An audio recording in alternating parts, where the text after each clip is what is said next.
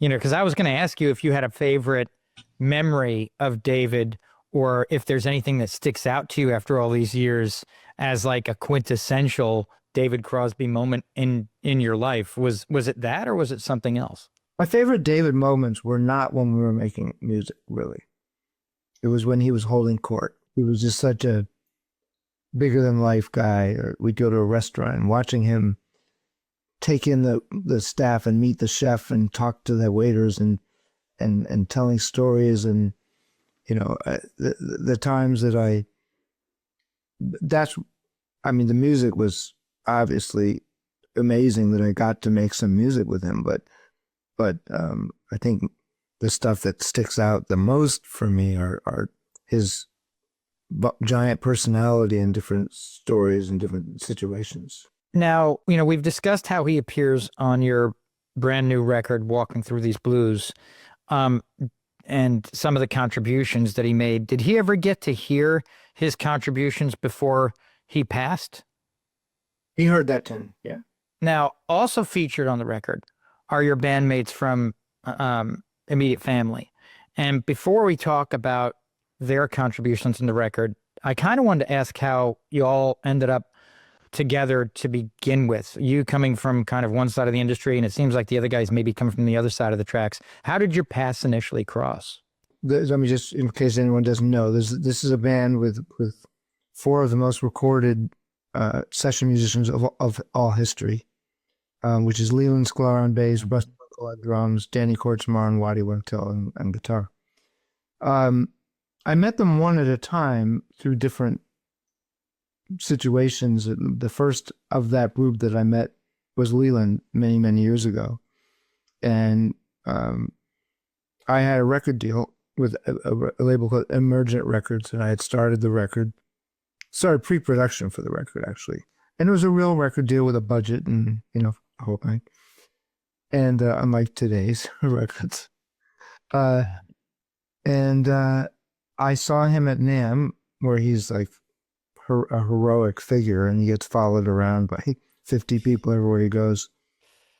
And I'd never met him, and I barged my way through the line and said, my name's Steve Postell, and you're going to play my next record. And Leland went, okay, here's my number. That was easy. That was that. I guess the way I said it, he thought I was probably serious. And then different sessions over time, I'd meet, Waddy played on that record. Then I met Russ Russ and Leland. I did an instructional video on rhythm section playing. And the last one I met was Danny. And I met Danny at the Troubadour reunion, the actual Troubadour reunion show at the Troubadour. I was invited by Russ's son, Nathaniel Kunkel, who was mixing my record and was recording them that night. This was James Taylor, Carole King, and those guys. Not Waddy, but Danny, Russ, and Leland. So I went to that show. At this point, like I said, I knew Nathaniel and I knew the rest of the guys in the band, and I had never met Danny, and I introduced myself. And Danny and I started hanging out when he came to LA. And then we started doing I'd invite him to sit in with shows I had, and then we wrote something, and so on and so forth. So when he got this opportunity to make a record, it wasn't, at that point, it wasn't Immediate Family, it was a Danny Kortchmar record. He and I did right here where you're looking in the studio, we started the pre-production and putting it together. And then he called Waddy and Leland and Russ, and we went to Jackson Brown's studio. And halfway through making that record, we kind of became the Immediate Family. So, like you said, you're all extremely well-known session players and musicians at the top of your games, yourself included. What was working in the studio like with these guys? Was it like lightning in a bottle? Because, everybody was pretty much at the top of their craft, right? Oh, totally, yeah. Oh, it was very magical, and of course, those were the guys I always wanted to play with. That literally those guys, like in my imagination, that's who I wanted to be in a room making music with. After seeing those guys with James and with Warren Zevon and with Jackson, and so it was. I mean, there's two sides of it. On one side of it, you're just in it and you're trying to do the best you can. So you're all just musicians making. But there was a side of me that was very aware, like this kind of dream come true. Yeah, it was very magical and very obvious very soon that I mean, those guys knew they could play together. They had for years, but they'd never made their own. Well, the section made records, but that wasn't with Waddy. So they'd all made records together, but making our own music in the studio together, it was very clear that it was a great match in many different ways. I mean, four of us are producers, so we have a lot of good. I mean, that can be a clash, but in our case, it meant nothing was going to get slipped by. There was always someone to try this or maybe like this, and then Waddy, Danny, and I have really three very distinct styles of playing the guitar that happen to work effortlessly together. So we rarely had to talk about guitar parts. Just we knew we all had our lane, and that's unusual. And so it was very. And of course, Leland and Russ are one of the greatest rhythm sections of all time. Yeah, and between all of you, I mean, you've basically worked with everyone who's anyone in the business over the past 40 years. You mentioned, you threw some names out there. I mean, how many times did you look over your shoulder in the studio to realize maybe there was somebody, I mean, maybe I'm imagining more than I should. Did you ever situations where you'd look over your shoulder in the studio to realize maybe there was somebody like a Phil Collins or talking to Leland or perhaps a Linda Ronstadt or somebody talking to Danny? Did those things happen often or no? Oh, yeah. I mean, I'd be sitting here with Danny and he'd get a phone call and I'd hear the voice, and I'd say, oh, that's James Taylor's voice, and people would drop by the studio. But that's been happening for years. I mean, the first record I ever made, Paul Simon dropped by the studio because he was dating Shelley Duvall and she knew the keyboard player.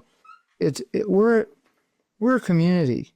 Music people are a community. I mean, when I had the studio with Steve Ferroni, was the drummer in the Heartbreakers, I ended up at Mike Campbell's house, and there's Tom Petty, and it's not that big a world in a certain way. So each of you guys kind of had some level of differences in training.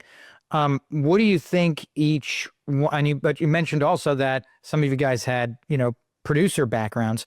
What do you think some of the differences in training for each of you brought to the table for the band? I mean, what were some of those differences that each person brought to the table that helped make everything just, come together the way it did? I mean, I'm the only one who had a classical background. So I do play a little bit differently than someone who came up playing jazz or blues first. And that style of playing allowed me to sort of take the role. The reason the immediate family didn't have a keyboard player, one of the reasons, is that what a keyboard player might have done in the band, I kind of do, which is find parts and phrasing and structures that fit in with the rest of it. Danny is very much influenced by sort of the old blues styles and techniques on the guitar, and is one of the greatest masters of a kind of rhythm guitar playing that almost funk blues rhythm guitar playing, like all those amazing parts on those records. And so he has this great ability to find this almost like a drum part in the guitar, and then Waddy is extremely melodic, and it's also about parts, but it's more of a rock and roll sort of mentality that he brings into his parts. Everybody, we all listened to a lot of music growing up and paid attention, which is one of the things that's missing a little bit these days, is that younger musicians a lot of them are not as hungry to go back in history and really learn. And we all were.